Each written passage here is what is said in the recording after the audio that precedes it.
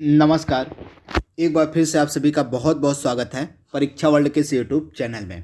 दोस्तों, भारतीय राज्य व्यवस्था की जो हम सीरीज चला रहे हैं मोस्ट एक्सपेक्टेड क्वेश्चन आंसर की, उसका जो भाग 3 है उसको आज हम कंप्लीट करेंगे। दोस्तों, इस सीरीज के माध्यम से हम पॉलिटी यानी कि भारतीय राज्य व्यवस्था के सबसे बेहतरीन प्रश्न जो बन सकते हैं, जो आपकी लेखपाल की परीक्षा के लिए और ग्राम विकास अधिकारी की परीक्षा के लिए महत्वपूर्ण हो सकते हैं, उनको हम डेली बेसिस पर डिस्कस कर रहे हैं। इन प्रश्नों को आपको एकदम रट लेना है, दिमाग में बैठा लेना है, क्योंकि मैक्सिमम चांसेस हैं कि आपके एग्जाम में जो जीएस का पोर्शन होगा उसमें से मैक्सिमम चांस है कि पॉलिटी के सेक्शन से यहीं से प्रश्न देखने को मिले। तो इस सीरीज को आपको डेली बेसिस पे फॉलो करते रहना है। अभी तक इसके 2 वीडियो ऑलरेडी हमने अपलोड कर दिए हैं, यह इसका तीसरा वीडियो है। इसके साथ ही हम भूगोल की भी सीरीज चला रहे हैं। भूगोल में भी ऑलरेडी हमने 2 वीडियोज़ को अपलोड कर दिया है। तो इन सीरीज को आप डेली बेसिस पे फॉलो करते रहिएगा। अगर आपको जीएस पे अपनी कमांड मजबूत बनानी है तो लेखपाल की परीक्षा के लिए और वीडियो की परीक्षा के लिए। तो चलिए आज के सेशन को शुरू करते हैं और देख लेते हैं कि भाग 3 आज का हमारा जो है, इसमें हमने कौन कौन से बेहतरीन प्रश्नों को सम्मिलित किया हुआ है। तो पहला प्रश्न आपकी स्क्रीन पर है, संपत्ति का जो मूल अधिकार था इसको कब समाप्त किया गया था? इंपॉर्टेंट प्रश्न है। तो आपका जो राइट टू प्रॉपर्टी था यानी कि संपत्ति का अधिकार था, यह पहले मूल अधिकार हुआ करता था, लेकिन इसको 44th जो आपका अमेंडमेंट किया गया था, 44वां संविधान संशोधन किया गया था 1978 में, इसके तहत जो है इसको मूल अधिकार की सूची से हटा दिया गया था। तो आप इसे याद रखिएगा। अब यह क्या है? तो आपका जो संपत्ति का अधिकार है यह एक कानूनी अधिकार है। क्या है? तो अब यह एक कानूनी अधिकार है। तो यह भी आपसे एग्जाम में पूछा जा सकता है। तथा अब यह किस आर्टिकल में रखा गया है? तो यह अब अनुच्छेद 300 क में है। अब संपत्ति का जो अधिकार है इसको अनुच्छेद 300 क के जगह अंतर्गत रख दिया गया है। तो आप इसे याद रखिएगा, यानी कि 44वां संविधान संशोधन के द्वारा जो आपका संपत्ति का मूल अधिकार था इसको समाप्त कर दिया गया था, तथा अब यह जो संपत्ति का अधिकार है यह एक कानूनी अधिकार है। अब यह आर्टिकल 300 क के अंतर्गत आता है। तो इसके बारे में आपको याद रखना है। पहले यह किस आर्टिकल के अंतर्गत है? तो पहले यह आर्टिकल 31 के अंतर्गत आता था, संपत्ति का मूल अधिकार, परंतु आर्टिकल 31 से हटाकर इसको कानूनी अधिकार बना दिया गया, यानी कि आर्टिकल 300 क में अब यह है। तो इसके बारे में आपको याद रखना है। अगला प्रश्न आपके सामने है, उच्चतम न्यायालय के मुख्य न्यायाधीश की सेवानिवृत्ति की आयु कितनी होती है? तो जो सुप्रीम कोर्ट के मुख्य न्यायाधीश होते हैं उनके सेवानिवृत्ति यानी कि रिटायरमेंट की जो एज है वो 65 ईयर्स है। तो आप इसे याद रखिएगा, 65 वर्ष है उनकी रिटायरमेंट की एज। तो आप इसे याद रखिएगा। वर्तमान में हमारे मुख्य चीफ जस्टिस ऑफ इंडिया कौन है? तो NV रमन्ना जो है हमारे वर्तमान में चीफ जस्टिस ऑफ इंडिया है। तो इसके बारे में भी आपको याद रखना है। सर्वोच्च न्यायालय के न्यायाधीश अपने पद से किस प्रकार से हटाए जा सकते हैं? इंपॉर्टेंट प्रश्न है। तो संसद के महाभियोग का प्रस्ताव पारित होने पर राष्ट्रपति के आदेश द्वारा। तो आप ध्यान से याद कर लीजिएगा, प्रश्न हमारा क्या कह रहा है कि सर्वोच्च न्यायालय के जो न्यायाधीश अपने पद से किस प्रकार से हटाए जा सकते हैं?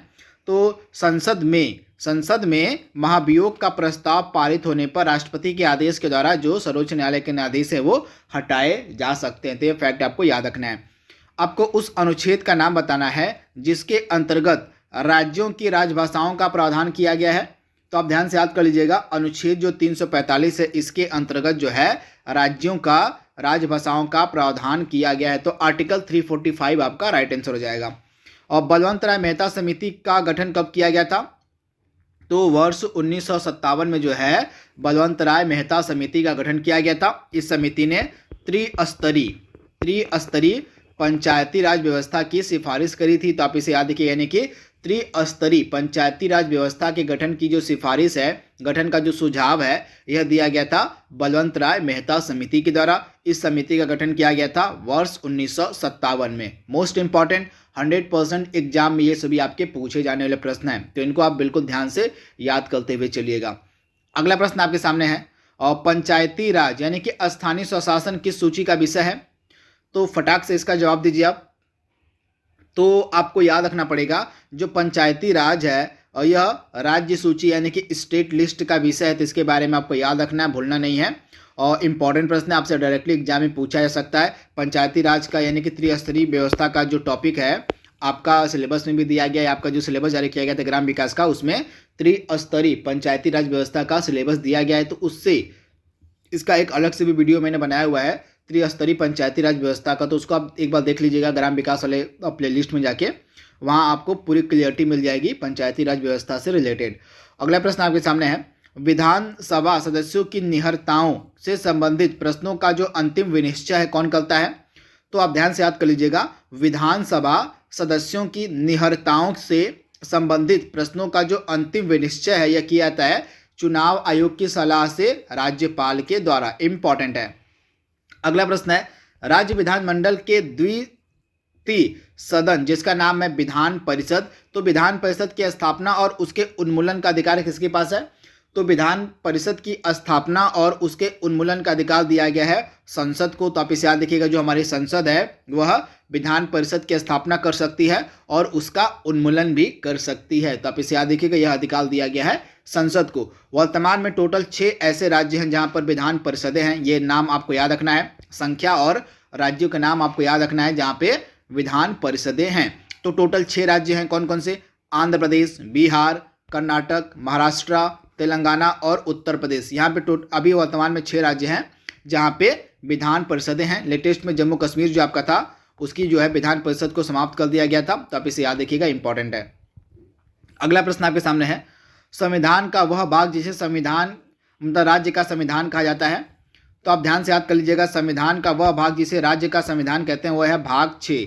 भाग 6 जो है हमारे संविधान का, इसको हम राज्य का संविधान भी कहते हैं। तो इंपॉर्टेंट प्रश्न है, इसको आप नोट डाउन कर लीजिएगा। अगला प्रश्न आपके सामने है, संसद की वह वित्तीय समिति जिसमें राज्यसभा के सदस्य शामिल नहीं किए जाते हैं। तो आप ध्यान से याद कर लीजिएगा, एस्टीमेट कमेटी इसको हम इंग्लिश में बोलते हैं और हिंदी में इसको बोलते हैं हम प्राक्कलन समिति। प्राक्कलन समिति में आपके टोटल 30 सदस्य होते हैं। प्राक्कलन समिति में आपके टोटल 30 सदस्य होते हैं और ये आपके जो 30 सदस्य होते हैं ये कहाँ से होते हैं? तो ये सभी आपके लोकसभा से होते हैं। तो आप इसे याद रखिए कि इसमें जो आपके 30 सदस्य होते हैं वे सिर्फ लोकसभा से ही चुने जाते हैं। तो इसके बारे में आपको याद रखना है। वहीं एक समिति होती है पब्लिक अकाउंट कमेटी, जिसको हम कहते हैं लोक लेखा समिति। लोक लेखा समिति में आपके 22 सदस्य होते हैं। इन 22 सदस्यों में से आपके 15 सदस्य लोकसभा से और आपके 7 सदस्य जो है राज्यसभा से होते हैं। तो इसके बारे में आपको याद रखना है। लेकिन आपकी जो प्राक्कलन समिति होती है उसमें राज्यसभा के कोई भी सदस्य सम्मिलित नहीं होते हैं। इसके जो 30 सदस्य होते हैं ये आपके लोकसभा से ही होते हैं। जिनके बारे में आपको याद रखना है, भूलना नहीं है।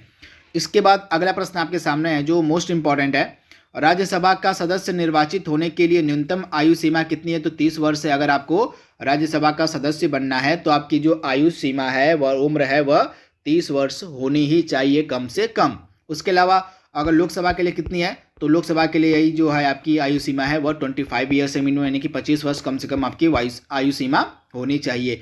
अगला प्रश्न है आपके सामने, और संविधान का वह अनुच्छेद जिसके द्वारा राज्यसभा के गठन या संरचना के बारे में उपबंध किया गया है।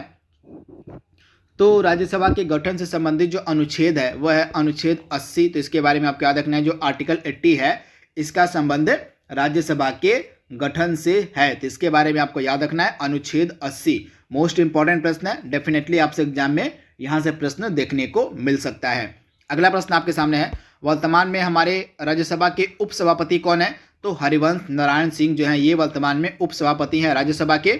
और राज्यसभा का सभापति कौन है वर्तमान में? तो वेंकैया नायडू जो हमारे उपराष्ट्रपति हैं यही वर्तमान में सभापति हैं राज्यसभा के। तो आप इसे याद रखिएगा, इंपॉर्टेंट है। इसके अलावा राज्यसभा की कार्यवाही का संचालन कौन करता है? तो उप वाइस प्रेसिडेंट ऑफ इंडिया, यानी कि भारत के जो उपराष्ट्रपति होते हैं ये राज्यसभा की कार्यवाही का संचालन करते हैं। यानी कि जो राज्यसभा का सभापति होता है वह उपराष्ट्रपति ही होता है। तो इसे आप याद रखिएगा। संसद का सदस्य न होते हुए भी उसकी कार्यवाही में भाग लेने तथा बोलने का अधिकार किसको दिया गया है? तो अटॉर्नी जनरल ऑफ इंडिया, यानी कि भारत का जो महान्यायवादी होता है उसको यह अधिकार प्राप्त है कि वह संसद का सदस्य न होते हुए भी उसकी कार्यवाही में भाग ले सकता है और उसमें बोल सकता है, परंतु उसको वोटिंग का अधिकार नहीं। ये भी आप याद रखिएगा, महान्यायवादी को वोटिंग यानी कि वोट करने का अधिकार नहीं दिया गया संसद में, परंतु वह संसद की कार्यवाही में भाग ले सकता है और उसमें बोल सकता है लेकिन वोट नहीं कर सकता। तो ये डिफरेंस आपको याद रखना है। तथा आर्टिकल जो 76 है, अनुच्छेद जो 76 है, यह महान्यायवादी से संबंधित है। और वर्तमान में हमारे महान्यायवादी कौन है? तो अटॉर्नी जनरल ऑफ इंडिया वर्तमान में हमारे हैं के वेणुगोपाल। तो फैक्ट आपको याद रखना है। अगला सुपर इंपॉर्टेंट प्रश्न आपकी स्क्रीन पर है, संविधान का वह अनुच्छेद जिसके द्वारा किसी व्यक्ति को ऐसे कर यानी कि टैक्स से, कर मतलब यहाँ पे टैक्स है आपका, तो ऐसे टैक्स से उन्मुक्ति प्रदान की गई है जिसकी आय को किसी विशेष धर्म या धार्मिक संप्रदाय की अभिवृद्धि हेतु प्रयोग किया गया है। तो यह आर्टिकल है आर्टिकल 27। आर्टिकल 27 आपका किससे संबंधित है? तो धर्म की स्वतंत्रता का अधिकार से संबंधित। आप याद रखिएगा, धर्म की स्वतंत्रता का जो अधिकार है उसमें आपको मिलेंगे कितने आर्टिकल? तो 4 आर्टिकल मिलेंगे, 25 से लेके 28 तक।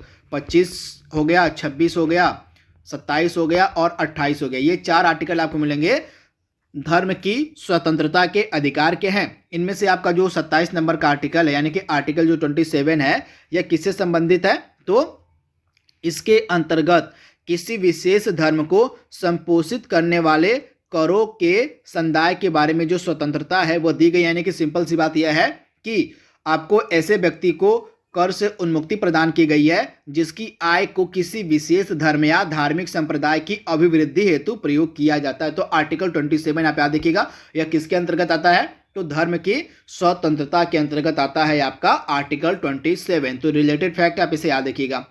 आपको उस मुकदमे का नाम बताना, उस वाद का नाम बताना है जिसमें कहा गया कि क्षमता और स्वेच्छाचारिता एक दूसरे के कट्टर शत्रु हैं। तो क्षमता ने यहाँ पे समता होगा, समता, इक्वलिटी। तो समता और स्वेच्छाचारिता जो है एक दूसरे के कट्टर शत्रु हैं, यह कहा गया था ईपी रायप्पा बनाम तमिलनाडु राज्य की वाद में। तो ये आपको याद रखना है, मुकदमा आपसे एग्जाम में डेफिनेटली पूछा जा सकता है। और भारत में न्यायिक पुनर्विलोकन का सिद्धांत कहाँ से लिया गया है? तो भारत में जो न्यायिक पुनर्विलोकन का सिद्धांत है इसको हमने लिया है अमेरिका के संविधान से। तो आप इसे याद रखिएगा, अमेरिका के संविधान से जो न्यायिक पुनर्विलोकन का सिद्धांत है लिया गया। इसके अलावा यूएसए के संविधान से हमने क्या लिया है? फंडामेंटल राइट्स यानी कि मूल अधिकारों को लिया है। इसके अलावा इम्पीचमेंट जो राष्ट्रपति के ऊपर चलाया गया है उसका सिद्धांत भी लिया गया है संयुक्त राज्य अमेरिका के संविधान से। उसके अलावा उपराष्ट्रपति का जो पद है यह भी आपका यूएसए के संविधान से ही प्रेरित है। इसके अलावा संविधान की सर्वोच्चता यह भी यूएसए से ही ली गई है। और इसके अलावा उद्देशिका का विचार भी है आपका यूएसए से ही लिया गया है। तो ये सारे फैक्ट आपको याद रखने हैं। अगला प्रश्न आपके सामने है, वह संविधान संशोधन जिसके द्वारा यह उपबंध किया गया कि आपातकाल के दौरान यानी कि इमरजेंसी के दौरान, मैंने कल के वीडियो में आपको बताया था कि टोटल कितनी प्रकार की इमरजेंसी हमारे संविधान में है जिनका जिक्र है, उनको एक बार आप देख लीजिएगा कि कितने प्रकार की इमरजेंसी है, मैंने कल के वीडियो में आपको बताया था। चलिए आप कमेंट बॉक्स में बताइएगा कि हमारे संविधान में कितने प्रकार के आपातकाल, कितने प्रकार के इमरजेंसी का जिक्र है तथा इसके साथ ही उनका आर्टिकल क्या है, उनका अनुच्छेद क्या है, उसको भी आप डिटेल में कमेंट बॉक्स में बताइएगा। आपको बताना है कि प्रश्न की तरफ बढ़ते हैं कि आपको उस संविधान संशोधन का नाम बताना है जिसके द्वारा यह उपबंध किया गया कि आपातकाल के दौरान अनुच्छेद 20 और अनुच्छेद 21 निलंबित नहीं किए जा सकते हैं। तो आपका जो 44th अमेंडमेंट था 1978 का 1978 का, इसमें यह प्रावधान किया गया कि इमरजेंसी के दौरान, आपातकाल के दौरान अनुच्छेद 20 तथा अनुच्छेद 21 निलंबित नहीं किए जा सकते हैं। जिसके बारे में आपको याद रखना है। लास्ट के 5 प्रश्न आपके सामने हैं और भारतीय संविधान के उस अनुच्छेद को आपको बताना है जिसके अंतर्गत नागरिकों के फंडामेंटल राइट्स यानी कि मूल अधिकार को सम्मिलित किया गया है। तो अनुच्छेद 12 से लेकर 35 आप याद रखिएगा, अनुच्छेद 12 से लेकर 35 तक जो है नागरिकों को मूल अधिकार प्रदान किए गए हैं। टोटल कितने प्रकार के मूल अधिकार हैं? तो टोटल 6 प्रकार के मूल अधिकार हैं। कौन कौन से? तो समता का अधिकार, स्वतंत्रता का अधिकार, शोषण के विरुद्ध अधिकार, धर्म की स्वतंत्रता का अधिकार, इसके अलावा सांस्कृतिक और शैक्षिक अधिकार और लास्ट आपका 6वां है संवैधानिक उपचारों का अधिकार। तो ये 6 प्रकार के अधिकार हैं, मूल अधिकार है जो नागरिकों को दिए गए हैं। इनका आर्टिकल क्या है? तो अनुच्छेद 12 से 35 के मध्य ये सभी 6 अधिकार प्रदान किए गए हैं। अगला प्रश्न है, उस संविधान संशोधन का नाम आपको बताना है और जिसके द्वारा मताधिकार की आयु जो है 18 वर्ष कर दी गई थी, यानी कि 21 वर्ष से घटाकर 18 वर्ष कर दी गई थी। तो 61वां संविधान संशोधन अधिनियम, आप इसे याद रखिएगा। संविधान निर्माण की जो प्रारूप समिति थी इसमें शामिल एकमात्र आपसे पूछे जा रहे हैं मुस्लिम सदस्य कौन थे? इंपॉर्टेंट प्रश्न है। तो राइट आंसर आपका क्या हो जाएगा? संविधान निर्माण की जो आपकी प्रारूप समिति थी यानी कि एस्टिमेट कमेटी थी, इसमें शामिल एकमात्र मुस्लिम सदस्य आपके थे सैयद मोहम्मद सादुल्ला। क्या नाम था इनका? तो सैयद मोहम्मद सादुल्ला एकमात्र इसमें मुस्लिम सदस्य थे। तो आप इसे याद रखिएगा। डॉक्टर भीमराव अंबेडकर की अध्यक्षता में 7 सदस्यीय प्रारूप समिति का गठन कब किया गया था? तो 29 अगस्त 1947 को जो है आपकी ड्राफ्टिंग कमेटी यहाँ पे होगा, और प्रारूप समिति का मतलब यहाँ पे ड्राफ्टिंग कमेटी। तो प्रारूप समिति का गठन किया गया था 29 अगस्त 1947 को, जिसमें 7 सदस्य थे और इसके अध्यक्ष थे आपके डॉक्टर भीमराव अंबेडकर। आपको बताना है भारतीय विधान परिषद में क्षेत्रीय प्रतिनिधित्व का सिद्धांत लागू किया गया था किसके तहत? तो 1853 का जो आपका चार्टर एक्ट था, 1853 के चार्टर एक्ट के द्वारा भारतीय विधान परिषद में क्षेत्रीय प्रतिनिधित्व का सिद्धांत लागू किया गया था। आज का लास्ट प्रश्न आपके सामने है आपको उस एक्ट का नाम बताना है जिसके द्वारा सर्वोच्च न्यायालय की अधिकारिता से गवर्नर जनरल इन काउंसिल को मुक्त कर दिया गया। तो 1781 का जो सेटलमेंट एक्ट था, आप ध्यान से याद कर लीजिएगा, 1781 के सेटलमेंट एक्ट के तहत ही सर्वोच्च न्यायालय की अधिकारिता से गवर्नर जनरल इन काउंसिल को मुक्त कर दिया गया था। तो इसके बारे में आपको याद रखना है। तो दोस्तों इस तरह से टोटल 25 और प्रश्नों को हमने डिस्कस कर लिया है। इस तरह से पॉलिटी का जो भाग 3 था उसको हमने यहाँ पे कंप्लीट कर लिया है। इसका अगला भाग हम जल्दी अपलोड करेंगे। तो आज के लिए बस इतना ही। Thank you, thanks for watching, thank you.